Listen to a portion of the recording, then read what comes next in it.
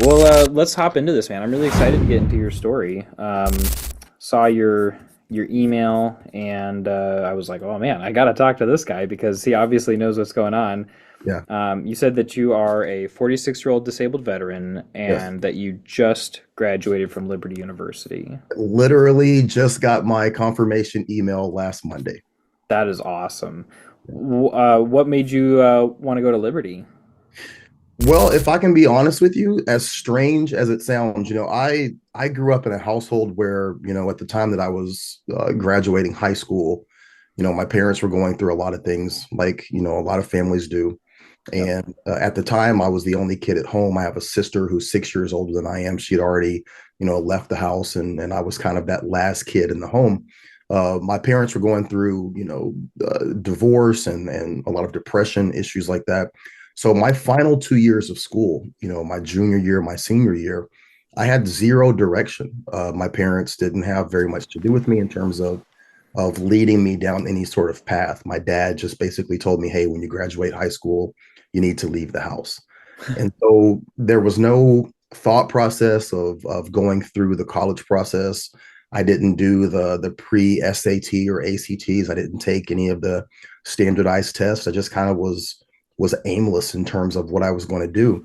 However, there was one school, like many schools, they send out the brochures and the information. There was one school that sent me a brochure, and that was Liberty University. I had never heard of Liberty University. This is in 1995, 1996. And, I looked at this brochure and I thought to myself, like, I wonder if I could go to college. But being raised in a situation where that's not something that is ingrained or instilled in you, it seems so foreign, right? So I looked at that. I thought about it. I'll never forget the bell tower was on the front of the brochure, and it was a night scene and the light was shining up on the bell tower. And I just thought Mm-hmm. it'd be so cool to go to that school. But I didn't think anything of it. So I ended up joining the military and going down that path. And you become an adult, you get married, you have kids, you go through life. And over the course of the last 20 years, I have tried to go back to school two separate times. And ultimately, I made the decision last summer to go back because of my children. My son is 25 years old. He has graduated from the University of Missouri, and now he's in his doctoral program at UC Davis. Oh, good for him. His path has been 180 degrees different than mine. And I've drawn so much inspiration from how he has approached learning, how he's approached school. My oldest daughter, she just graduated from Murray State, and she'll be entering her doctoral program soon. So just seeing my kids be successful and understanding that their approach to learning, their approach to education, it hasn't been some great feat that was different that I could have done. They just had a path that was laid out for them. My ex-wife, she's an educator, her family, they're all educators. And just seeing that path that, from the day that the kids were born, secondary education is just something it's second nature. Yeah. Uh, so long story short, when I decided to go back to school and really buckle down and finish my degree, with no um, with no chance of me not finishing it. When I made that decision last summer, I looked at a lot of different schools, and online education had to be the path because I work anywhere from 60 to 75 hours per week. I Mm. work a lot. So it needed to be online, it needed to be something that I could do at my own pace. I looked into Arkansas State University online. I looked into Purdue. I looked into even Portland State here, and every option, the tuition was so high. It was $300 or more.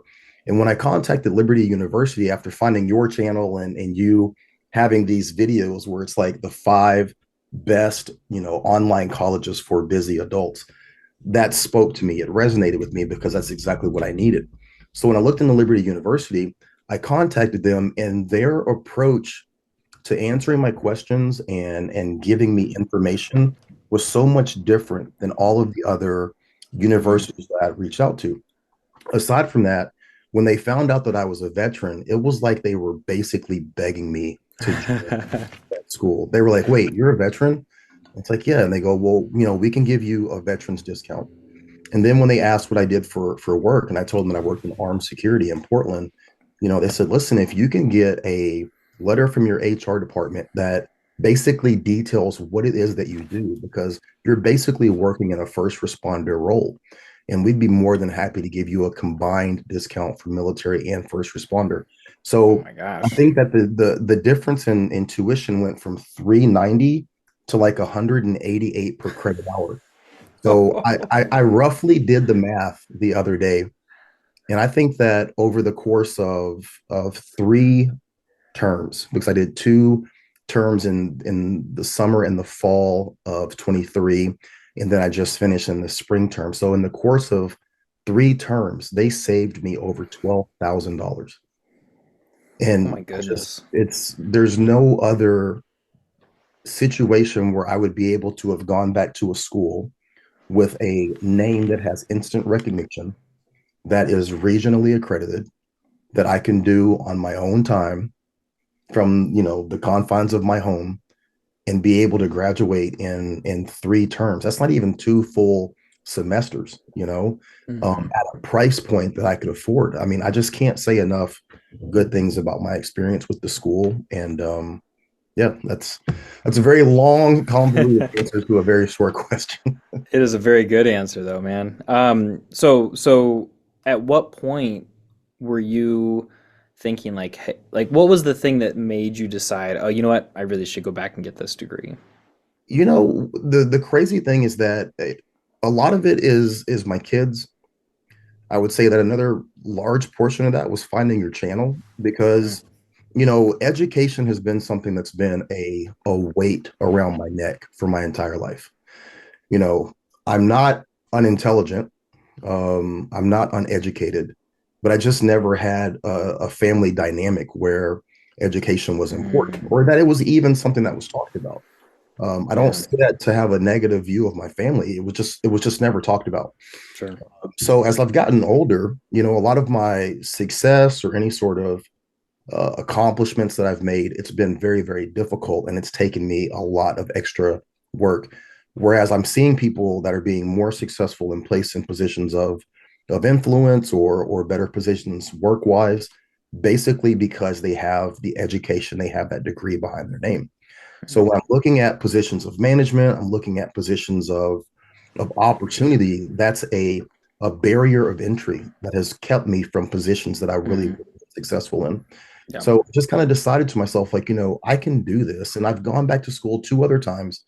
This is something that can be accomplished if I just figure out the right system.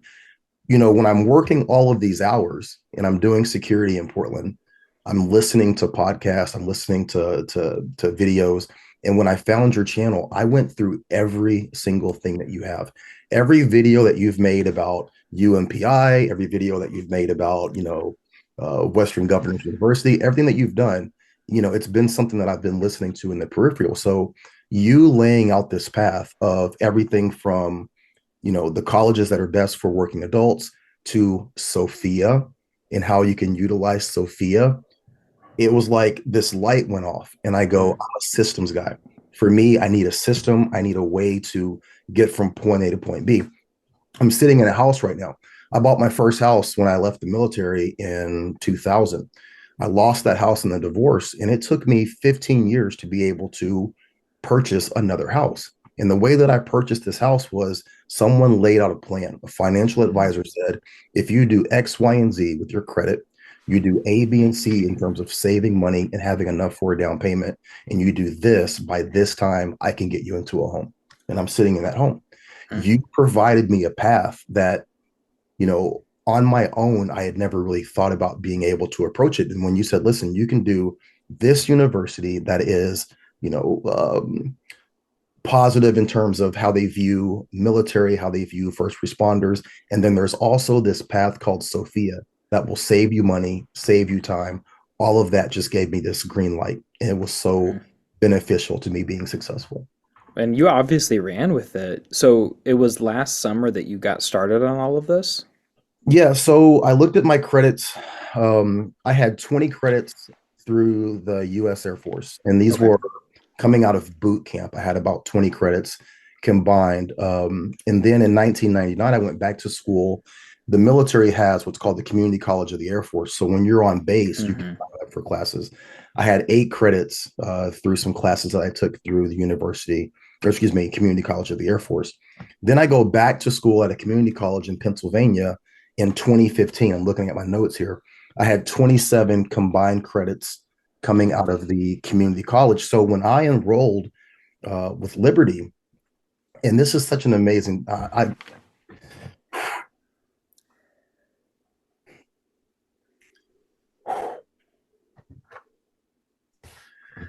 when I enrolled with Liberty,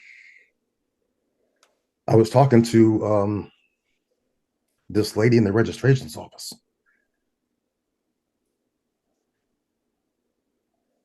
Sorry. You're good. Take your time, man.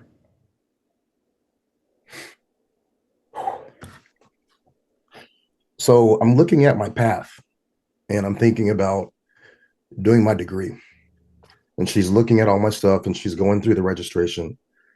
And she says to me, she goes, "Sir, I'm looking at your transcripts and I don't want to be out of line. You're looking at the interdisciplinary studies degree, you're looking at doing social science, you're looking at doing communications."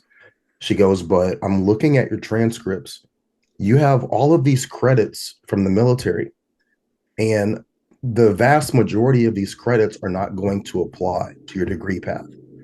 She goes, "If you just declare aviation as a path on your degree, it's going to open up 15 credit requirement.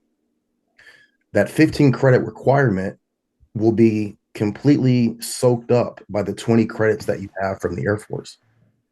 And I'm like, "Well, what does that mean?" And she goes, "Well, it means that you're not going to have to take 15 more credits that's on your path of completion. Like if you all you have to do is just say to me, yes, put aviation as a part of my interdisciplinary degree path."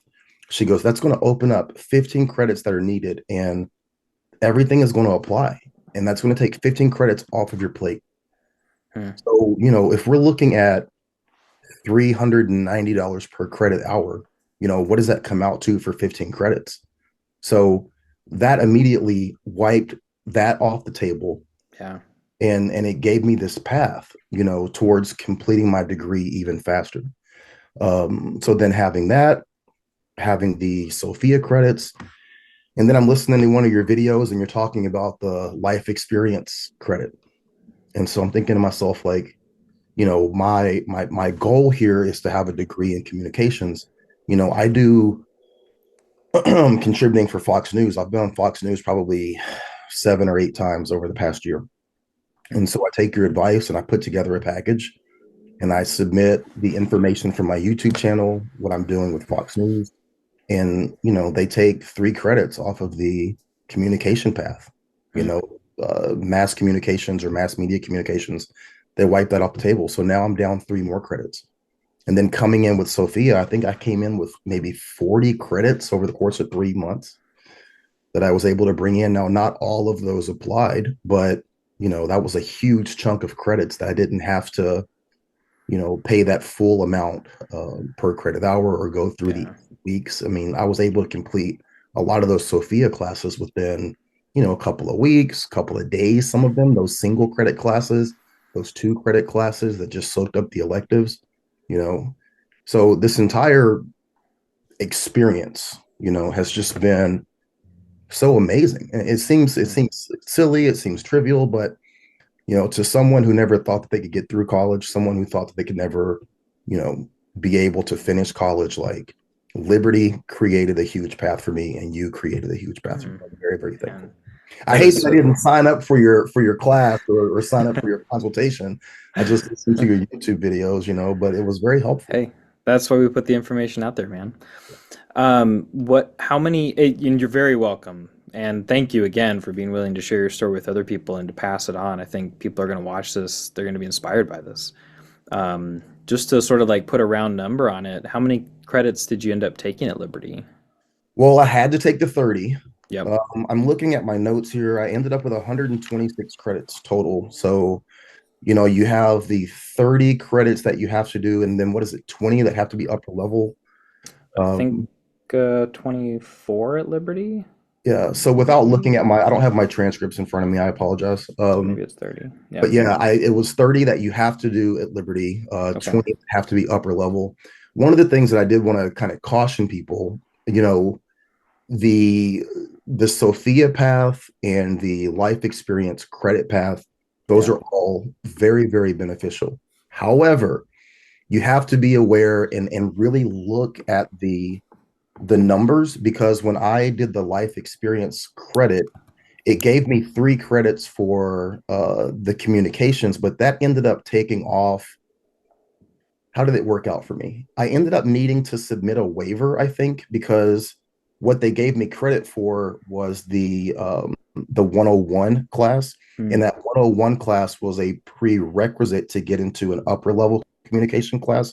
But Hmm. since I didn't go through the class, they had to go in and do a waiver to allow me to move into that next class. Now, it wasn't a problem for me because communication, media, production, things like that are very second nature to me. I do them on a daily basis.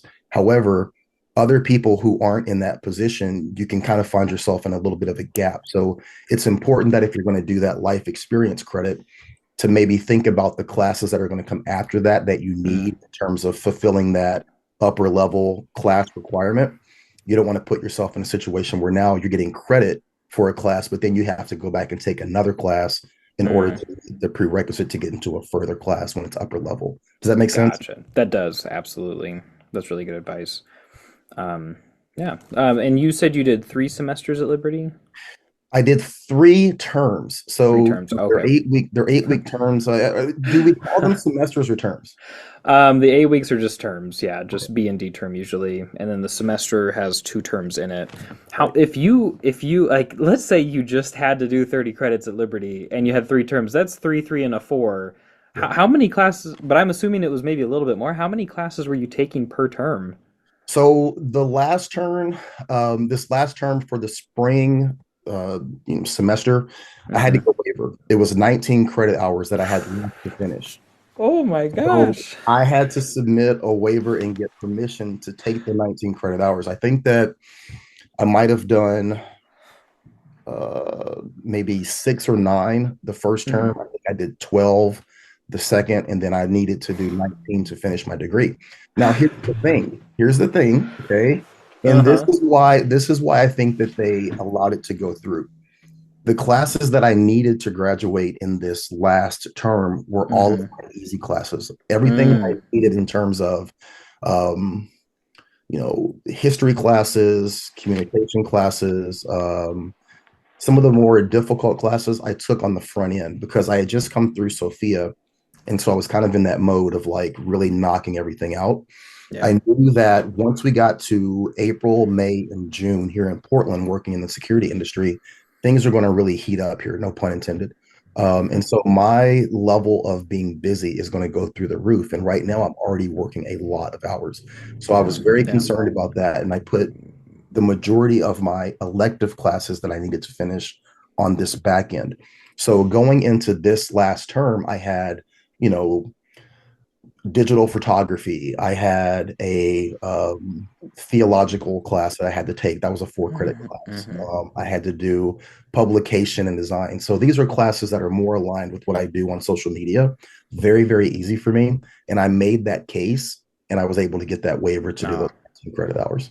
I nice. don't And recommend it though. If you're taking like, 19 hours of really heavy weighted classes, I would not recommend it. And that'd be very difficult. But if you're in a situation where you've put more of your easier electives towards the end of your degree completion, then it's a little bit different. hmm.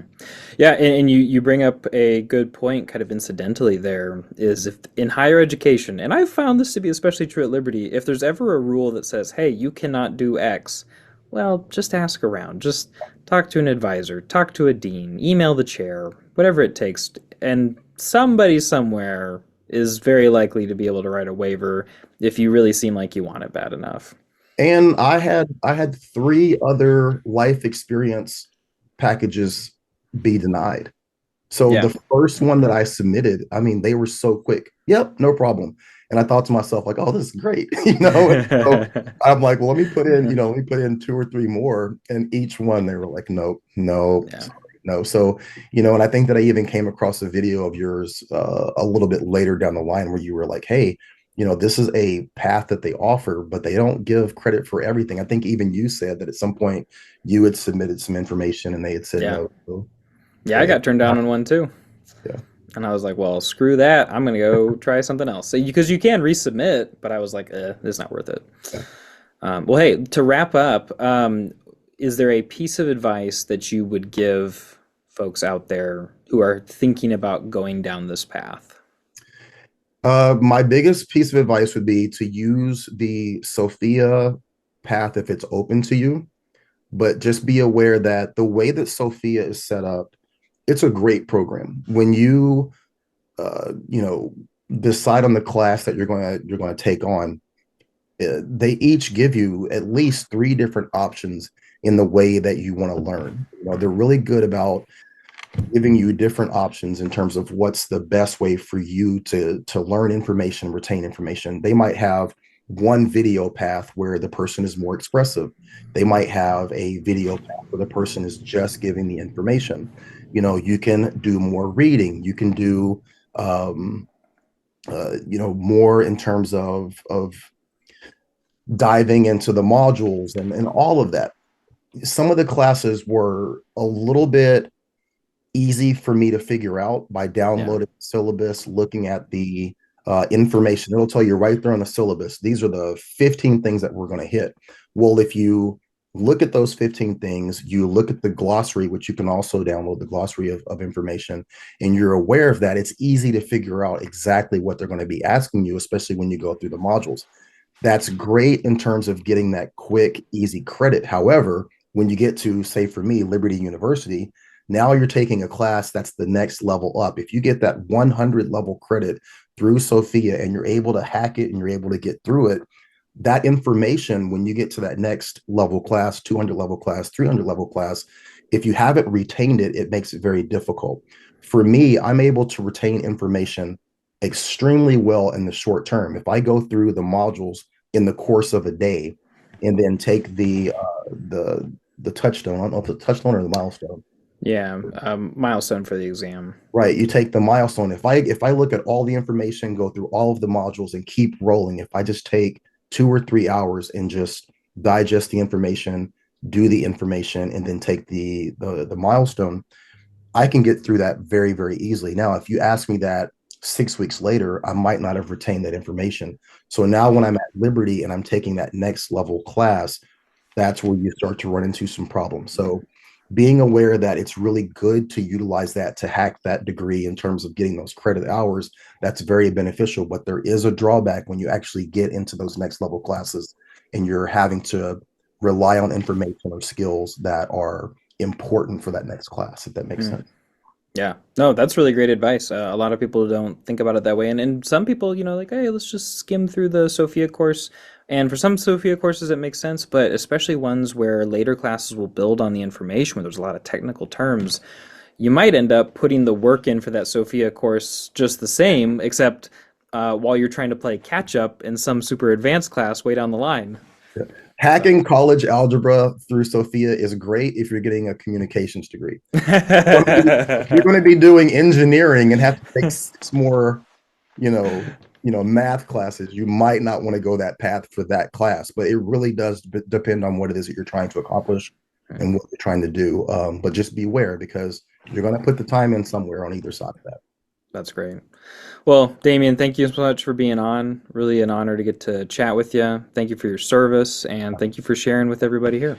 Hey, you are doing great work. I really appreciate you. I know that sometimes the subs and the followers, it doesn't reflect how much time and effort you're putting into what you're doing, but you are doing a great thing. And just from my family to you, I really appreciate you. Yeah. Thanks, Damien. Have a great day, man. All right, you take care.